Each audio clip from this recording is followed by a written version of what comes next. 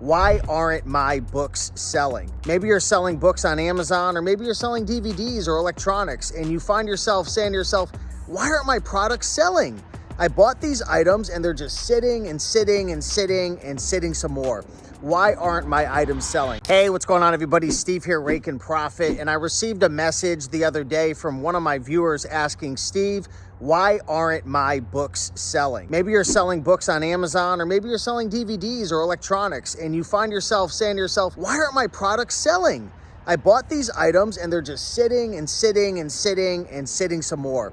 Why aren't my items selling? Well, there's two main reasons why your items aren't selling. Number one, and this is the most common reason why when I dive into maybe a coaching call or I'm working with somebody where they're complaining their items aren't selling, is market fit. Folks are buying items that just don't have a good market fit. They're not very popular. Maybe they only sell 1 or 2 times a month, or maybe they never sell. They don't understand how to read a Keepa chart to see historical data of previous sales. They're not looking at the sales rank. Maybe they bought an item during a specific season and then for the rest of the year it's slow. So you need to make sure you don't just buy profitable items, but you have to make sure that there is a market. There's a market fit, that these items are selling. Now, if you're wondering, well, what's the best sales rank for a book? Typically anything under a couple million in rank will sell. I usually look for books that are selling, at least 3, 4, 5, 6 times per month. But I have a friend, Joji Davenport. He flips a lot of books that might only have 1 sale per month or maybe less. He's doing, higher ticket book flips, but the guy is a master when it comes to Keepa. But that's the number one reason why your items aren't selling. You might even have them priced correctly, but they're just not very popular. And then number two, like I just alluded to, is you don't have your items priced correctly. You could have items that sell really fast, but if you're 3rd, 4th, 5th, 6th in line and you're not winning the buy box, then you're not going to sell your items. It's been said that 80 to 90% of sales on Amazon are going to sell through the buy box. Now, you don't have to be the lowest price to win the buy box, but typically you have to have good feedback, be an FBA seller, have some selling history. If you're brand new, you might not be winning the buy box for a while until you build up your history. But if you're not pricing your items correctly, and or if you're not repricing your items on a regular basis, you're going to fall into 4th, 5th, 6th, 7th in line in terms of price. So you have to make sure you're updating your price. Doesn't matter if you're doing it manually. You could be using the Amazon repricer, be cool, reprice it. You've got to make sure that you're priced competitively. So if your items aren't selling, I could almost guarantee 99% of the time it's because 1, market fit, you're buying items that aren't very popular, or 2, you're not pricing them correctly, or you're not updating your pricing often enough, either manually or with a repricer. So the lesson here, if you're going through this, is make sure before you buy an item that it has a good sell-through rate, that it's selling often, that if you're going to buy it,